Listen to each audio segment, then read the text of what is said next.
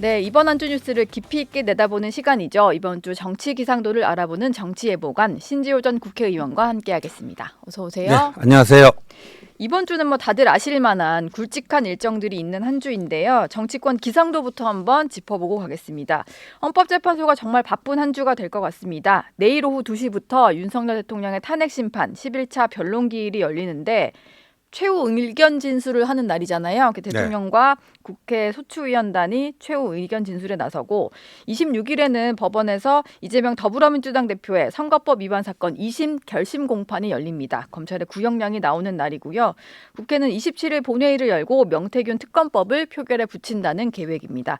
이번 주에 한 줄 총평부터 한번 해주시죠. 그러니까 화요일과 수요일에 헌법재판소와 서울고법에서 중요한 재판이 있기 때문에 네. 이게 이제 전환점이 될 것 같아요. 이번 한 주가. 근데 예. 전환점이 어떤 식으로 작용할지는 화요일에 윤석열 대통령의 최후 의견 진술, 뭐 여기에 따라서 네. 그간 정말 극심하게 양극화되면서 대립해왔던 이런 분열 사항이 좀 수습되고 국민 통합 쪽으로 좀 갈지, 네.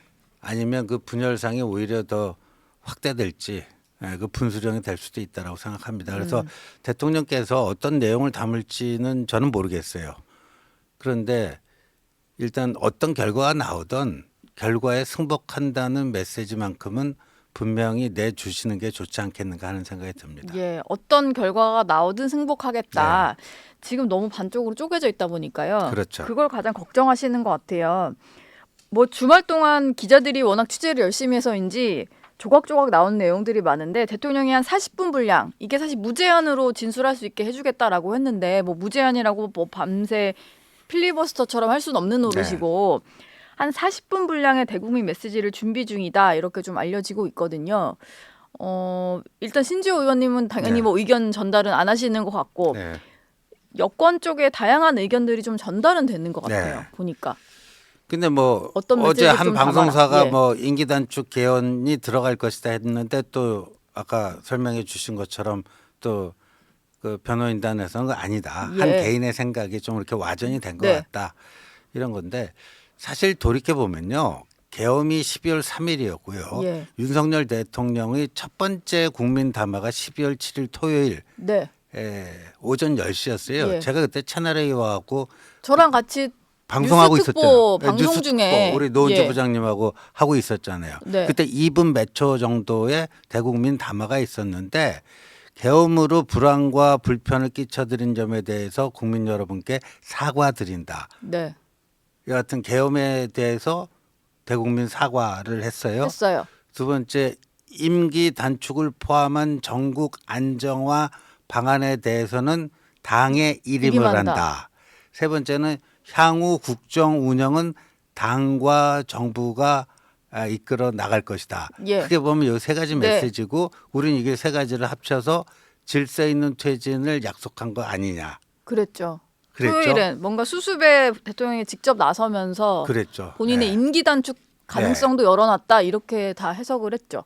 그래서 그 12월 7일 토요일 그 오전 10시에 그 담화가 있고 저녁 무렵에는 제1차 국회에서 대통령 탄핵 소추 의결 시도가 있었는데 불발이 됐죠. 예. 국민의힘이 참석을 안 했잖아요. 참석 안 하면서. 근데 대통령 마음이 닷새 후에 바뀌어요. 예. 두 번째 담화 12.12 담화에서는 사실상 질서 있는 퇴진을 거부를 하면서 계엄령의 정당성을 역설을 하시고 탄핵이든 수사든 당당히 맞서겠다. 그거는 바뀐 건 그거 같네요. 당에서 네. 탄핵을 해야 된다는 여론이 높아지면서 이탈표가 좀 발생할 것 같다 보니까 또 다른 이제 담화를 냈던 그 시기가 아닌가 싶은데. 그 당시에 예. 보면은 그 한동훈 대표 체제였잖아요. 그 이양수 삼선 의원을 TF 팀장으로 해갖고 질서 있는 퇴진의 구체적인 로드맵까지 또 만들었어요. 네. 그게 임기 단축 시나리오 1, 시나리오 2. 예. 그런데 사실상 그거를 이제 거부를 한 거 아닙니까? 그래서 네. 저는 그 당시에 이미 거부된 대통령에 의해서 거부된 아닌데 임기 단축 개헌 이런 게 내일 최후 의견 진술에서 나올까 하는 생각은 좀 든다. 좀 듭니다. 의문이다, 이런 네. 생각이시군요. 네. 뭐 대통령 변호인단 쪽에서도 탄핵 기각을 위해서 뭔가 조건을 달듯이 뭐 그런 말을 하는 것은 대통령 스타일이 아니다라는 네. 걸 보니까 내일은 뭐 하여튼 국민들을 향한 메시지는 확실히 좀 나올 것 같고요. 뭐 그렇습니다. 국회 탄핵소추단 같은 경우도 내일 최후 의견 진술을 하는 거잖아요. 네. 보니까 단원들에게 15분 분량의 변론서를 각각 받고 나서 내용을 좀 조율해서 얘기를 할 것 같아요. 국회 입장에서는 탄핵 그 파면을 반드시 이끌어내야 되니까 좀 어떤 부분에 집중한 메시지가 나올 수 있을까요? 그러니까 이거 45년 만에 이제 비상계엄이니까 뭐 실체적 절차적으로 중대한 뭐 흠결과 하자가 있었다. 위헌 위법한 비상계엄이었고 예, 뭐 지난번에도 한번 그 국회 측 대리인이 그 얘기하던데 이제 윤석열 대통령이 혹시라도 직무에 복귀하게 되면 그 계엄의 제2, 제3의 계엄의 뭐 그런 위험성도 있지 않겠느냐. 네, 뭐 그런 정도 얘기가 될 것 같은데 내일은 사실 그 국회 측 얘기보다는 윤 대통령께서 그렇죠. 네, 어떻게 말씀하시는가에 따라서 네, 이게 좀 갈등이 봉합되고 그쪽으로 갈지 확산되는 쪽으로 갈지 윤 대통령님의 그 말씀에 달려 있다고 봅니다. 말에 달려 있다. 네. 이재명 대표는 지난 주말에 SNS에 올린 글에서 내란 종식의 그날까지 위대한 주권자의 힘을 보여달라. 뭐 민주당은 여전히 지금 내란이 진행 중인 상태다라는 주장을 하고 있으니까 집회 참여를 좀 독려하는 메시지를 냈습니다. 이게 장외 여론전에 조금 더 힘을 실어야 된다 이런 것 같아요. 왜냐하면 대통령 측도 계속해서 장외 집회에 좀 힘을 싣고 네. 메시지도 보내고 있잖아요. 네. 이 대표 입장에서는 혹시 기각이 될 수도 있다 뭐 이런 생각도 하는 걸까요?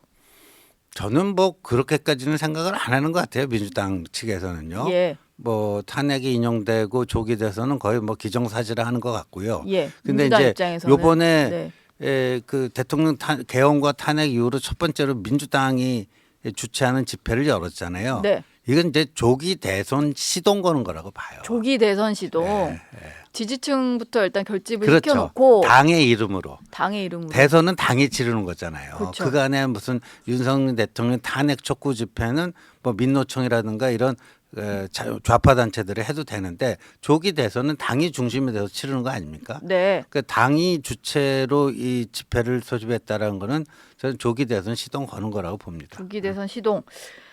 지금 국민의힘 같은 경우는 주진우 의원이 이 문제를 제기를 했던 것 같고 이후에 대통령 변호인단 측도 공수처의 어떤 영장 쇼핑 문제 네. 이거를 계속 주말 내내 제기를 했는데요.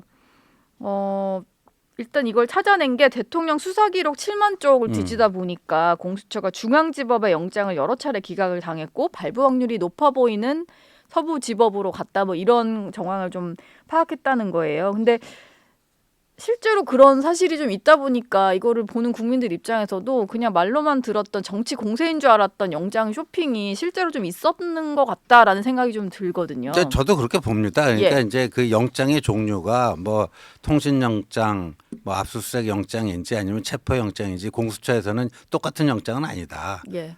영장의 체포 종류가 영장 이런 건 아니었다. 예, 다르다 뭐 이런 건데 근데 서울중앙지법에 김영현 체포영장도 기각이 된 게 드러났잖아요. 예. 그랬죠. 물론 이제 대상이 김영현 국방부 장관이냐 윤석열 대통령이 다르기는 하지만요. 예. 그러니까 종합해 보면요, 중앙지법에 윤석열 대통령 체포영장을 청구를 하면 기각당할 것 같아서 쫄아서 네. 서부지법으로 간 건 맞죠. 그리고 여기에 대해서 애시당초 공수처는요, 요번 여기 수사에 애시당초 손을 대면 안 됐었어요. 예. 능력도 안 되고 네. 또 법적 논란은 불가피한 것이고. 근데 이제 공수처가 그렇게 하게 된 그 경위에 대해서는 민주당도 큰 책임을 져야 된다고 봅니다. 그러니까 이 세 개의 수사기관이 다 이제 내란 그 수사에 뛰어들지 않았습니까? 근데 공수처에서 이거 이첩을 요구를 하니까 그거를 적극적으로 푸시를 해준 세력이 민주당이에요. 검찰, 경찰 다 공수처로 넘겨라. 네. 민주당이 그래갖고 그쪽으로 넘어간 거 아닙니까? 예.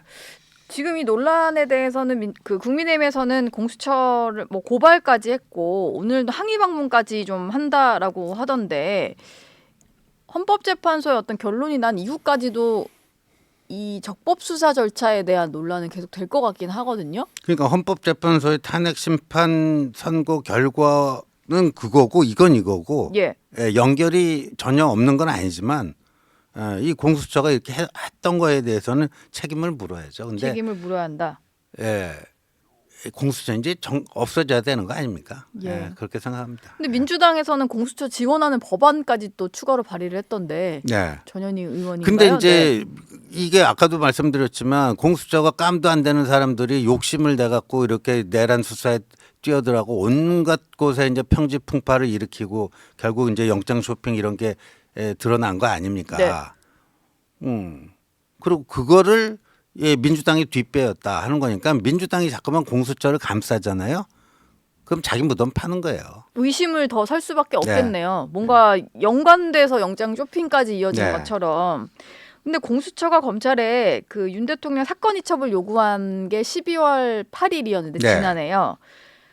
그 사건 이첩을 요구하는 과정에서 한 3차례 정도 면담이 있었고 이 자리에서 검찰 고위 관계자가 이게 중앙지법에 영장을 청구하면 수사권 문제로 기각이 될 수 있다 뭐 이런 얘기를 했다는 거잖아요. 네. 그러면은 충분히 그럼 여기가 안 되겠다라는 판단 때문에 모두 그 이후에 정말로 중요한 영장들은 서부지법으로 내는 네. 이런 판단 과정은 있었다고 볼 수밖에 없거든요. 근데 그 전에 공수처는 계속해서 뭔가 관할지기 때문에 대통령 관저 주소지 때문에 서부지법에 낸 거다라는 네. 설명을 했잖아요. 이건 어떻게 좀 그것도 그러니까 뭐 사실상 거짓 해명이었죠. 예. 예. 주소지 때문이다라는 얘기 자체가. 관할 법원이 서부지법이다. 한남동 관저의 관할 법원이 서부지법이다. 그래서 그쪽이 냈다는데 아니 중앙지법에 냈다가 기각당한 게 나왔잖아요. 예. 그건 거짓 해명이죠. 뭐 국민의힘은 계속 공세를 할 것 같고 이게 좀 어떻게 흘러갈지는 좀 봐야 될 것 같습니다. 이재명 민주당 대표는 사실상 조기 대선 국면으로 전환을 했기 네. 때문에 중도 보수론을 계속 띄우고 있는데 이게 당내에서는 비명계 중심으로 한창 비판이 나오다가 김경수 전 지사가 조금 뭐 톤이 바뀐 것 같더라고요. 네. 어느 정도 이 취지를 좀 이해하는 듯한 말도 나오고 국민의힘 일각에서도 약간 이슈를 뺏긴 것 같다. 뺏긴 거죠. 예, 이런 얘기가 나오죠. 이게 정확히 얘기하면요. 영토 그러니까 정치에도 영토가 있어요. 예. 보수 진보 뭐 이런 식의 영토가 있어요. 예, 실제 땅을 의미하는 게 아니고 네. 영토가 예. 정치적 영토가 있는데 이 이재명의 중도 코스프레 중도 보수 이 주장은 말이죠. 영토 이동이 아니고 영토 확장이에요. 영토 확장. 그러니까 왼쪽을 기본적으로 갖고 있고 예. 진보는 그거는 기본으로 밑에 깔고 그리고 지금 이제 왼쪽에 신경 써야 될 사람들이 없잖아요. 네. 지난번 대선에 심상정 같은 사람도 없고 조국도 지금 감방에 가 있고 이번 조기 대선과 관련해 갖고 자기보다 왼쪽에 있는 사람들 신경 쓸 필요가 없어요. 뭐 그냥 쉽게 말하자면 내 표를 가져갈 만한 진보 진영의 라이벌이 딱히 없군요. 당내 세력 외에 제외를 하면. 그러니까 기존의 자기 영토 진보 좌파라고 하는 영토는 기본으로 먹으면서 깔면서 예. 보니까 여기 중도 보수 쪽도 먹을 수 있겠다. 왜? 지금 이제 국민의힘 내에서는요. 저희 당 내부에서 이런 얘기가 나오는데 네. 지도부가 이제 권영세, 권성동, 권성동. 쌍권 뭐 이렇게 얘기하잖아요. 예. 근데 쌍권 위에 쌍전이 있다. 쌍권 위에 쌍전? 예, 2명의 전 씨가 있는데 예. 정광훈 목사와 전한길 강사다 이런 얘기가 나와요. 예. 자주 섞인. 쌍권보다 쌍전의 영향력이 커서 더 거기 크다는 좀 거죠. 휘둘린다 이건가요? 그쪽으로 끌려간다는 거죠. 예. 그러니까 쌍권이 쌍전에 의해서 오른쪽 가상자리로 이동을 해버리니까 이재명 대표 보니까 여기 비었네. 나 왼쪽 거는 다 먹었는데 교통정리 끝났는데 이쪽까지도 한번 해볼 수 있겠네. 네. 해가지고 이렇게 하는 거죠. 근데 만약에 한동훈이 당대표로 계속 버티고 있었다면 이재명이 그런 시도를 할 수 있었을까요? 전 못했을 거라고 봐요. 아예 영토 확장 시도 자체를 할 수 없었을 거다. 예. 왜냐하면 한동훈이라는 정치인이 그 상징하는 게 중도 보수고 온건 보수고 합리 보수고 그렇잖아요. 예. 그런 상태에서 한동훈이 당대표로 버티고 있는데 이재명이 나 중도 보수할래. 그러면 짝퉁이 되는 거죠. 근데 지금 이 말의 모든 전제는 실제로 이 당의 어떤 중도 보수를 비워놓고 당이 극우로 갔다라는 걸 전제를 해야 말이 다 맞는 건데 지금 실제로 당이 그렇게 흘러가고 있다 이렇게 보시는 거예요? 쌍전 때문에? 아니 권영세 비대위원장이 지난주인가요? 관훈클럽에서 또 그렇게 보여질 수 있는 답을 했고요. 부정선거에 대해서도 분명한 선을 못 긋고 계엄이 명백하게 잘못됐고 그 뭐 이런 그러니까 계엄 문제, 부정선거 문제 여기에 대해서 분명하게 선을 못 긋고 부정선거가 있다고 보지는 않지만 네. 부실 선거에 대한 어떤 검증은 필요하다라거나 네. 그리고 계엄은 분명히 잘못됐지만 그 당시로 돌아가더라도 계엄 해제 표결에는 참여하지 않겠다 뭐 이런 뭐 식이요. 그런 발언들. 네. 그다음에 이제 뭐 여론조사상으로 당 지지율이 오르니까 거기에 이제 좀 이렇게 취해서 사실상 오른쪽 가상자리로 좀 이동을 했죠. 예. 예. 그러니까 그 틈을 파고들고 있다. 그 틈을 파고드는 거니까 이거는요. 이렇게 해결책은 뭐냐면요.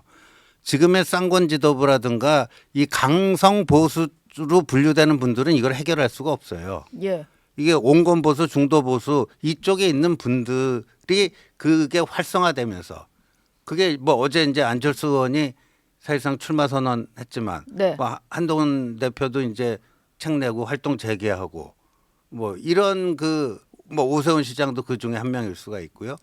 이런 이쪽 영역을 담당할 수 있는 사람들이 이제 활성화되면서 그러니까 이재명은 중도 보수를 지향하지만 그건 짝퉁 중도 보수고 예. 우리가 진짜 중도 보수다. 뭐 이렇게 해야지 이게 정리가 되죠. 네. 저쪽 강성 보수로 분류되는 분들이 윤상현 의원 같은 분이 나서서 그 해결할 수 있나요? 해결 못 해요. 그러면 이게 만약에 탄핵이 인용이 돼서 대통령 파면이 되고 조기 대선이 치러진다면 여권 주자들 사이에서는 계엄에 대해서의 입장 그리고 네. 탄핵에 대한 입장 이런 것부터 좀 정리를 하고 그 찬탄 반탄으로 좀 나뉘어서 후보들이 좀 네. 움직일 수밖에 없겠네요. 그러니까 최소한 공통 분모는 있어야 되잖아요. 계엄에 대한 입장 정리 정도는 필요할 것 같고요. 예. 근데 이제 대통령 탄핵 소추에 대한 찬반은 있어요. 근데 네. 거기서 어떤 그 분명한 그 합일점을 만들기는 쉽지 않아요. 그러니까 예. 최소한의 공통 분모를 만들고요. 지난번에도 말씀드렸듯이 네. 이재명에게 정권 넘길 수는 없다라는 그 공동의 목표를 향해서 구동존의를 해야 되는 거예요. 그러니까 두 개의 블록이 있어야 됩니다. 예. 비상계엄은 문제가 잘못됐다라는 전제하에 탄핵 찬성파가 있고 탄핵 반대파가 있는 건데 네. 탄핵 반탄이 이제 강성 보수를 대변하는 거고 이 탄핵 불가피파가 이제 온건 보수를 대변하는 거 아닙니까? 네. 이 두 개의 블록이 각각 활성화되고 이게 합쳐져야 돼요. 한 지붕으로. 합쳐져야 된다. 그 국민의힘 지도부도 그러다 보니까 탄핵 심판 결론까지 지켜본 이후에는 뭔가 메시지를 낼 수 있다. 그 이후에 뭔가 명확한 스탠스를 잡겠다 이렇게 보여요. 그러니까 지금 그 민주당 일각에서는 그 계속 탄핵 반대 집회 나오는 사람들이 극우다. 네. 그 세력들 자체가 극우 시민인 것처럼 얘기를 하지만 그냥 강성 보수층이고 다 품어야 될 보수 지지자들이잖아요. 그러니까 그거를 좀 품는 작업이 필요하다 이렇게 보시는 거죠, 신지호 의원께서도. 네, 그렇죠. 예. 네. 그 과정에서 가장 궁금한 사람이 한동훈 전 대표인데 네. 왜냐하면 지금 집회 현장에 나오는 보수 지지층들 사이에서는 적어도 한동훈 전 대표에 대해서는 비판적이고 예. 심하면 배신자다 이런 네. 말까지 좀 나오는 것 같아요. 이분들까지 좀 품을 수 있습니까? 복귀를 하게 되신다면? 그러니까 이제 한동훈 대표가 12월 16일 당 대표에서 물러나면서 그때 퇴임사에서요 탄핵으로 인해서 그 마음 아팠을 지지자분들에게 죄송하다라고 하는 그 유감 표명을 했습니다. 예. 그래서 또 이제 공개 활동을 시작하게 되면요 당원과 지지자들과 이렇게 비판을 받고 그 손가락질을 받더라도 뭐 진솔한 대화를 하면서 풀어 나가야 된다고 봐요. 손가락질을 받더라도 예. 그렇게 만나는 자리가 좀 있을 거다. 그럼요. 그러면서 이게 예. 한번 풀어야죠 그런 예. 것들을. 어제 신지호 의원이 SNS 글 올리신 거 제가 봤는데요. 네. 26일이면은 내일 모레 책이 나오는 거잖아요. 근데 네. 책 이력 중에 보면 검사 이력이 빠져 있다 보니까 사람들이 이걸 가지고 좀 의도적으로 뺐냐 뭐 이런 식의 좀 비판적으로 보는 시각도 있는 것 같아요. 예. 그래서 이제 신지호 전 의원께서 이 부분에 대한 설명을 좀 해주셨던데 예. 당연히 뭐 누가 봐도 이걸 뺀다고 해서 검사 이력이 사라지는 것도 아니고 안 그럼요. 적으면 모르는 이력도 아닌데 예. 이거는 어떤 의미로 그러면 그 부분에 대해서는 좀 빼고 들어간 걸까요? 아니 그 한동훈 대표가 뭐 그런 것도 기사가 되느냐. 예. 검사했다는 건 당연한 거 아니에요? 한동훈이 특수부 검사 출신이고 조선제일검이라고 하는 별칭이 있었다는 거 국민 대부분이 다 알잖아요. 예, 그렇죠. 그거 뺀다고 가려집니까? 예.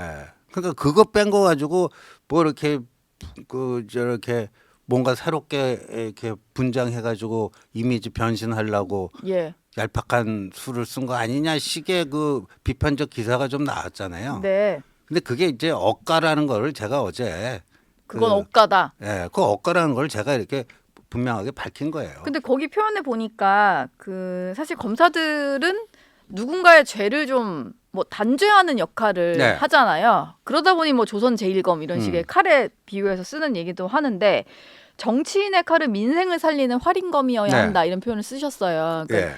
한동훈 전 대표도 본인이 과거에는 이제 검사로서의 칼을 썼다면 지금은 네. 정치인으로서 칼을 쓰겠다 뭐 이런 의도라고 좀 해석을 해주셨던데 네. 이 활인검에 대해서는 한동훈 대표도 좀 생각을 하고 있는 그런 개념인가요? 당연히 그렇겠죠. 이제 뭐 예. 표현을 활인검이라고 쓰느냐 안 쓰느냐하고는 별개로 예. 어떤 그 개념적으로는 본인이 검사 시절에 했던 거는 특히나 이제 특수부 검사는 거악척결 아니에요. 거악. 예. 예. 거악척결. 그런데 이제 정치인은요. 미래를 만들어야 됩니다. 미래를 만들어가는 게 정치고요. 과거의 그 나쁜 것들을 다 정리하고 단죄하고 척결하는 게 검사고. 예. 그 영역이 좀 달라요. 그래서 검사 출신 정치인들이 그걸 잘 못해서 잘 못해서 늘 문제를 그렇죠. 일으키잖아요. 예, 검사 정치의 폐단 뭐 이런 얘기가 나왔잖아요. 예. 미래를 못 보고 자꾸 과거만 그렇죠. 처단하려 드니까 이게 예. 괴리가 있는 것 그 같은데. 쓰는 칼이 다르다라는 거를 제가 분명히 말씀을 드린 거고 예. 요새 이제 한동훈 대표가 진짜 AI 혁명에 꽂혀 있거든요. 네. 엄청나게 공부를 했더라고요. AI 부분에 대해서. 예, AI 혁명 이게 왜냐하면 앞으로 대한민국뿐만 아니라요. 예, 세계 각국의 이제 어떤 식의 이제 세계 AI 혁명에 따른 질서가 재편될지는 모르겠는데 국가의 명운이 달려 있는 문제예요. 그래서 여기 이제 AI 혁명의 파고에 대한민국이 선두주자 그 선두 그룹에 어떻게 해서 들어가서 뭐를 할 것인가 여기에 완전히 꽂혀 있거든요. 네. 뭐 이런 것들. 그러니까 미래를 만들고 미래 먹거리를 창출해 나가는 쪽. 그게 이제 써야 될 그 활인검이다 하는 거고 활인검이 이제 대표적으로 암 종양 도려내서 사람 생명 살려주는 의사의 수술칼이라든가. 의사의 칼. 예. 그다음 셰프가 몸에 좋은 음식 해가지고 그 새로운 그 에너지를 불어넣는 거 이거 요리칼도 그렇고요. 예. 그러니까 정치인의 그 활인검도 그런 미래의 새로운 뭐를 만들어내는 근데 여의도에 그 암덩어리들이 많잖아요. 예. 예, 이게 도려내야 될 여의도 암덩어리들이 많잖아요. 네. 그런 거 과감하게 도려내면서 새로운 미래를 만들어 나가야 되겠죠. 예. 주요 메시지가 될 수 있겠다라는 생각이 듭니다. 이 활인검이라는 표현이. 근데 책에 담긴 내용이 지난주부터 조금씩 보도가 된 게 있었는데 그 계엄 전후에 어떤 네. 대통령과 나왔던 대화들도 조금 담길 것 같아요. 물론 네. 그 당시에도 대통령을 직접 만나고 온 이후에 여러 가지 얘기들이 흘러나왔었습니다만 본인만 아는 얘기가 당연히 책에 쓰였을 거잖아요. 그렇죠. 근데 이게 좀 뭐 지금 뭉쳐야 될 때라고 말씀을 하셨습니다만 한동훈 대표의 책 때문에 뭉치지 못하는 일이 벌어질까 봐 우려하는 목소리도 좀 있더라고요. 그러니까 그래서 제가 이제 구동존이라고 자꾸만 얘기하는 거예요. 그러니까 예. 이걸 가지고 계엄에 대해서는 입장 정리가 필요해요. 근데 네. 탄핵으로 가는 과정에서 찬탄 반탄 그거 가지고 하면요 조기 대선 제대로 못 치릅니다. 예, 그러니까 두 개의 블록이 있어야 된다고 제가 말씀드렸잖아요. 예. 예. 그리고 그 두 개의 블록이 나중에는 하나가 돼서 시너지 효과를 내야 되는데, 그러니까 한동훈 대표는 자기가 체험한 거를 그렇게 얘기할 수가 있는 것이고, 네. 예. 또 뭐 반대편에 있는 분들은 또 그렇게 얘기할 수 있는 건데, 그거 가지고 과거에 네가 했던 일과 관련해서 네가 옳았냐, 내가 틀렸냐 이렇게 하면요, 그 이재명 대표가 그거 보면 제일 좋아할 거예요 아마. 근데 제가 좀 걱정이 되는 것은 한동훈 대표 의도와는 다르게 좀 흘러갈 수 있다는 생각이고 지난주 목요일에 네. 대통령의 탄핵 심판 10차 변론기를 보셨는지는 모르겠습니다만 네. 그때 증인으로 나온 게 홍장원 전 네. 국정원 1차장이잖아요. 대통령 변호인단 쪽에서 질문을 할 때 홍 전 차장의 메모에 있어서 되게 문제를 많이 제기를 하는데 메모를 정서해 줬다는 보좌관의 이력에 대해서 현대고를 나온 한동훈 전 대표 친구 뭐 이런 얘기를 했어요. 네. 갑자기 사실 현대고를 졸업한 친구 보좌관 얘기가 왜 나왔는지 모르겠지만 뭔가 상당히 한동훈 전 대표에 대해서는 네. 감정이 아직까지도 좋지 않은 채고 뭔가 네. 이 탄핵으로 가는 과정에 있어서의 한 전 대표의 어떤 역할을 의심하나 이런 생각이 들더라고요. 그게 저는 이제 자해적 뺄셈 정치라고 봐요. 예, 예, 자해적 뺄셈 정치다. 네, 그 뭐 같은 학교 나오면 다 친구예요. 한 학년에도 수백 명씩 있고 그렇죠. 그런데 네. 그런 식의 억가를 하는 거는요. 음. 그런 식으로 보수 내부가 분열이 되고 서로 손가락질하고 그러면 제일 좋아할 사람이 이재명이고요. 예. 그건 자해적 뺄셈 정치라고 봐요. 예. 지금 각 당에서 서로 그런 얘기를 하는 것 같아요. 이재명 대표도 비명계에서 조금 자기에 대한 비판적인 얘기를 네. 하니까 그런 식으로 당이 갈라지면은 좋아할 게 누구겠냐. 네. 서로 뭐 상대당을 좀 보면서 지금 통합의 메시지를 계속 내고 있는 게 아닌가라는 생각이 들고요. 조기 대선 얘기로 마무리를 좀 해보겠습니다. 안철수 의원이 좀 일찌감치 사실상의 대권 도전을 선언한 것 같아요. 네. 어제 기자회견 메시지를 보면 시대 교체라는 예. 얘기를 하더라고요. 이게 지금 윤 대통령과 이재명 대표 모두를 좀 교체해야 된다 이렇게 보는 거죠. 지난 대선을 그러니까 빨리 청산하자. 안철수 의원이 얘기하는 시대 교체가 구체적으로 어떤 컨셉인지는 모르겠는데 아까도 말씀드렸지 저는 지금 AI 혁명이라고 하는 거대한 그 물결이 지금 진행되고 있고 그다음에 우리는 국내적으로 보면 이제 정치 이 그 기존 육공화국 헌법 이 시스템 이게 이제 수명을 좀 다한 거 아니냐. 네. 그러니까 국내외적으로 예. 대전환의 시대다. 대전환의 시대다. 예. 그게 단순히 우리 정치권의 뭐 특정 인물 누구 이게 아니라 네. 이 격변기를 맞았으니까 여기에 그렇죠. 대한 대비를 해야 된다. 네. 안철수 의원과 한동훈 전 대표도 어찌 보면 그 바라보는 방향이 좀 비슷해 보이기도 하는데요. 유사점이 꽤 있습니다. 뭐 예. 시대 교체, 뭐 국민 통합 이런 거는 뭐 한동훈 대표도 당연히 고민하고 있는 대목이고요. 예. 알겠습니다. 조기 대선이 만약에 확정이 되면 더 자세하게 이것저것 네. 좀 여쭤봐야 될 것 같아요. 이번 주 정치의 보관 여기서 마무리하겠습니다. 고맙습니다. 네, 고맙습니다.